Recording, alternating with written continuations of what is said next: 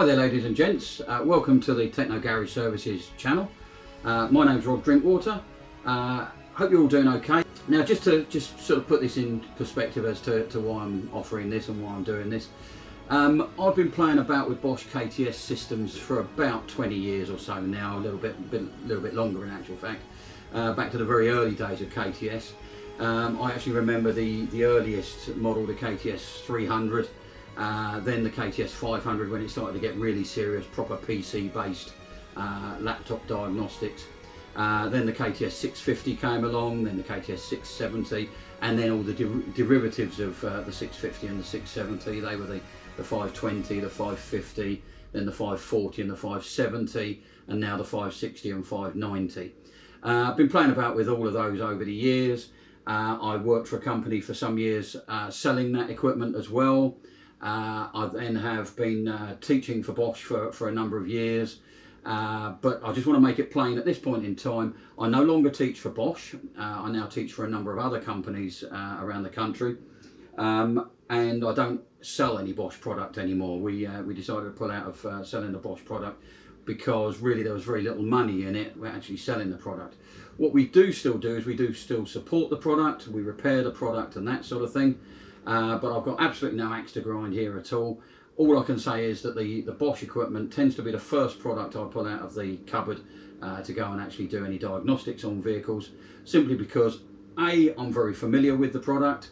I know what it can and can't do. If it's a vehicle that I'm going to work on or a system I'm going to work on that I know it can't do, I simply don't get that one out of the cupboard, and I'll get a tool out of the cupboard that I know will do it. And because I'm very familiar with that product, it means I can actually do my job very quickly. And of course, that's what we're all after. We're always after just doing the job as efficiently as possible. And familiarity with your scan tool is the key thing here. If you're familiar with the scan tool, you can get on with the job quickly and get the customer out the door as quick as possible. And of course, get the spondoolies rolling in as quick as possible.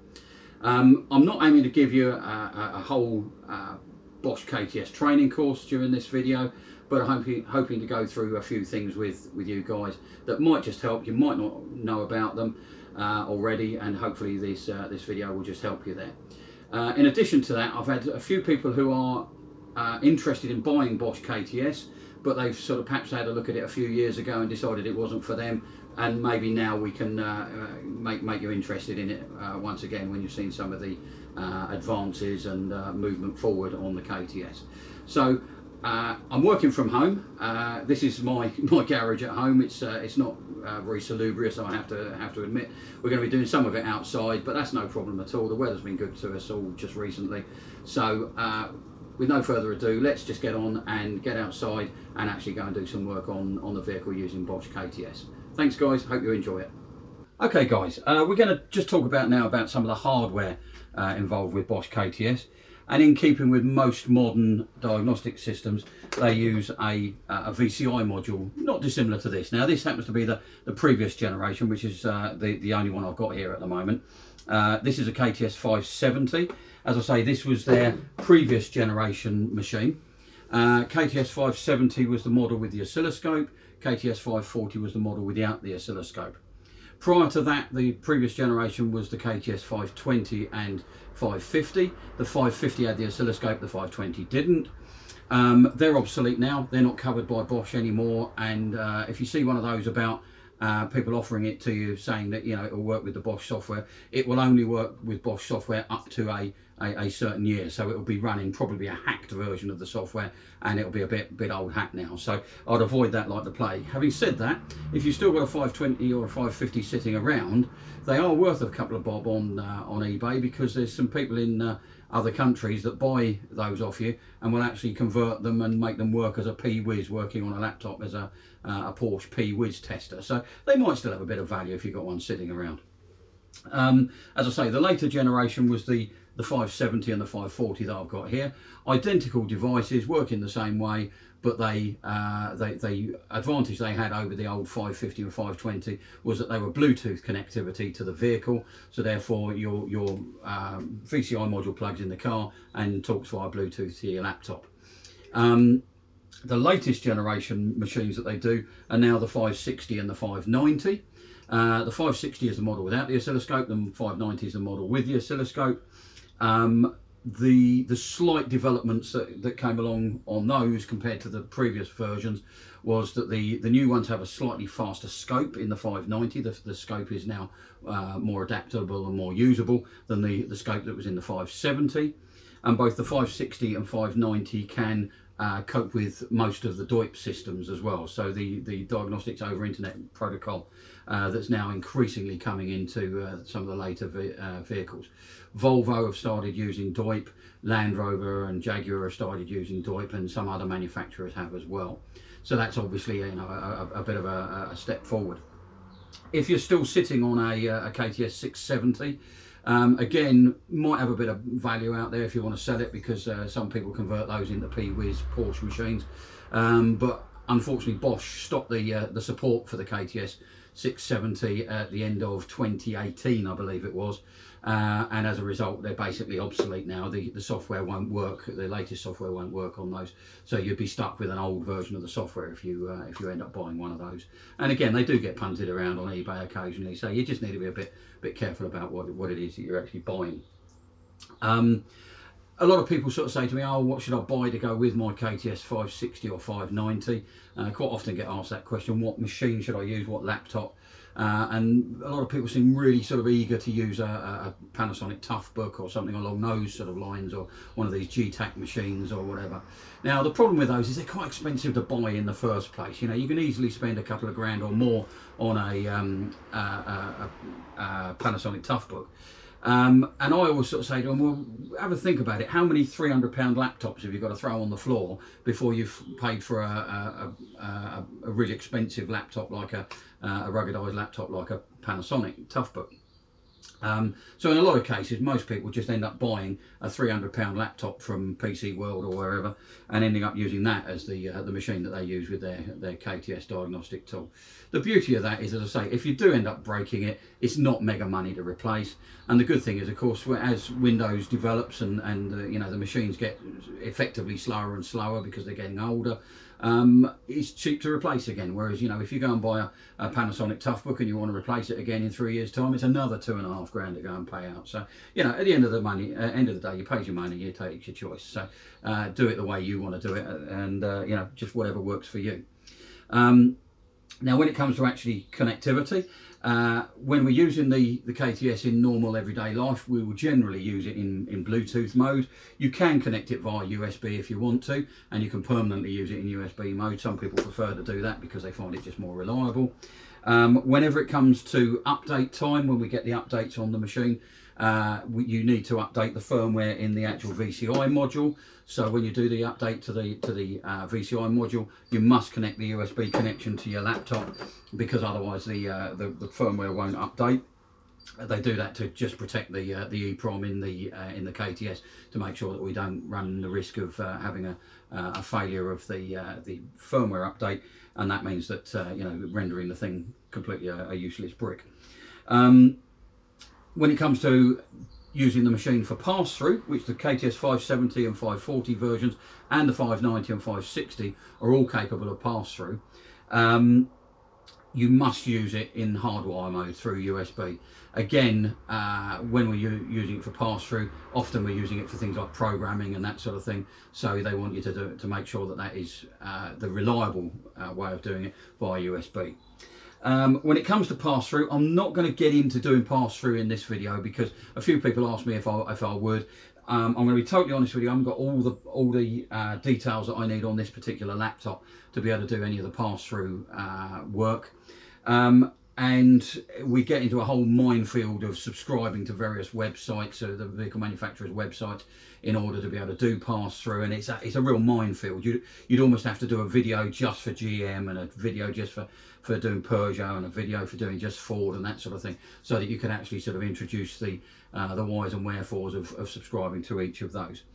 What you'll also find is, if you particularly want to use a 570 or a 540 for pass-through, you sometimes need some software patches to make those work, because in a lot of cases the vehicle manufacturers' websites are generally only recognising the newer versions, i.e. the 560 and the 590.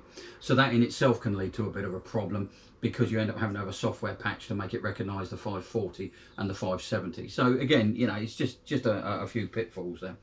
I think that, being honest with you, when it comes down to pass-through these days, a lot of the vehicle manufacturers' own VCI modules have now got so cheap, it almost isn't worth doing pass-through via an external or a third-party device like the KTS.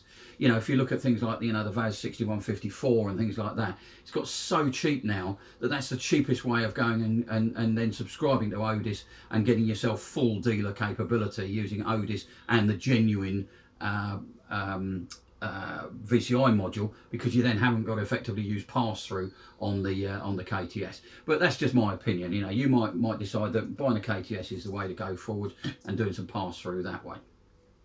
Now, obviously, when it comes to connecting to the vehicle, there's no different to any other VCI module out there. You're going to take the KTS module, you're going to go to the vehicle, plug it in the diagnostic socket. The diagnostic socket will power the KTS up. The KTS will then want to start trying to transmit to your laptop. One good thing, actually, some of you may have seen KTS in the past where you have to have the Bosch only dongle, the Bosch Bluetooth dongle in the side of your machine. And that, frankly, was a pain in the backside, because you had to use their Bluetooth, which meant that you couldn't then use that for anything else, and you had to turn off the Bluetooth inside your own machine.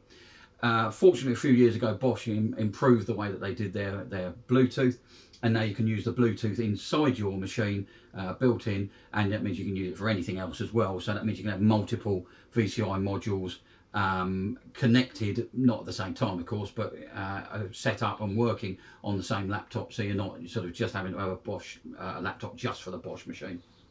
So connect straight to the diagnostic socket. Now, of course, it comes with a standard 16-pin EOBD style plug on it. Obviously, you're still going to see a few older vehicles now that were pre-16 pin. So if that's the case, they do provide it with a breakout lead like so you can pin out to older vehicles. And they do a range of vehicle-specific pre-16 pin connections that instead of having banana plugs on the end here, we'll have the vehicle-specific connector on the end here. I've not got any of those back here at home at the moment. But it does mean that you can then connect to pre-16 pin vehicles quite easily. The exception to the rule on that one really is the old 38 pin Mercedes vehicles, where you end up having to use the breakout adapter or individual pin outs and this lead here, because obviously it can't address all 38 pins in that diagnostic socket from the 16 pin socket. So you have to manually plug the K communication line into whichever pin on the Mercedes it was. But realistically, you know, we're 20 years plus down the line now with 16 pin. We're starting to see the older vehicles sort of die off now anyway, so we're not seeing a lot of them anyway. And generally you're probably going to be a specialist if you're starting to do older pre-16 pin vehicles anyway. So, you know, you're probably going to buy the specific leads for those anyway. You may even have a specialist tool for doing those vehicles. So we're going to go and plug straight into the vehicle, and then what we'll do is we'll reposition the camera and make it so as we can actually have a look at the software. So it's time to plug the KTS into the car. Standard 16-pin socket, of course, and when we've plugged in, I'll explain what all the ports on the KTS do, and we've got a couple of little lights to explain as well. So we'll go to the car now and we'll plug in. So obviously you need to be familiar with where the diagnostic socket is on the particular vehicle you're working on. If you're not familiar with where it is and the positioning of it, then I'll show you where to find that information shortly on the KTS software. So we're plugged in now. What we should find is that when we plug the KTS in, we'll get a few clicking noises from it, and we should get the B light here flashing about once a second. That indicates that the KTS is getting power supply from the diagnostic socket, which obviously is vital. When we start to get communication with the vehicle, we'll see that the A light will flash sporadically, and that indicates that we're getting data from the diagnostic socket and therefore the ECU on the vehicle to the KTS. Just to explain what these other connectors are on here, we've got a 15 volt or up to 15 volt input here. So you get a cable comes with the KTS that allows you to plug it in the cigarette lighter. Obviously for vehicles that are non-16 pin, pre-16 pin vehicles, there may not have been power in the socket like the old Fiats and things like that. So you can plug it into the cigarette lighter to power the KTS up. Obviously over here we've got the USB socket, which is for updating and using the unit as a pass-through unit, or if you want to hardwire it.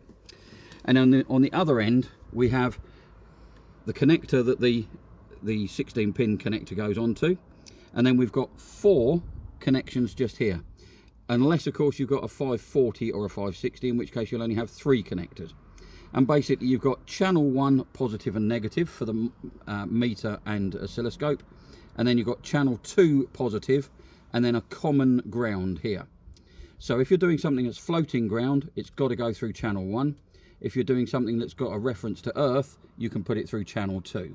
So for instance, if you're doing an inductive sensor, you're going to need to be on channel 1, and then if you're doing a Hall effect sensor, for instance, you can use that through channel 2 or channel 1 if you wanted to. But if you wanted to do, say for instance, cam and crank at the same time, you can put inductive crank sensor on channel 1 and a Hall effect cam sensor on channel 2. So that's the KTS module mainly done.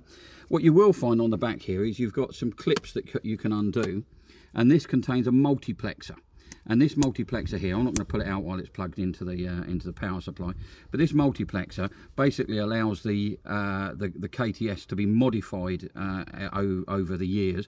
It hasn't needed to be at this point in time, but it means that if they need to change the way in which it communicates via the 16 pin cable, they can do. So that's the KTS module. Obviously, first things first, we've got to make sure that we now turn the ignition on. So obviously on most cars where you've got a conventional key, that's dead easy. Just stick the key in and turn the ignition on, making sure that you've got your battery support unit in place. If you've got a keyless car like this, you obviously want to just make sure that the key is in the car somewhere, and you press the start-stop button without pressing any of the pedals, and that will allow the ignition to come on but won't actually start the car. So that now puts us in the position. That now puts us in a position where we can actually talk to the car because the ignition is on. So next thing we need to do is actually now set the software up to work and talk to the car.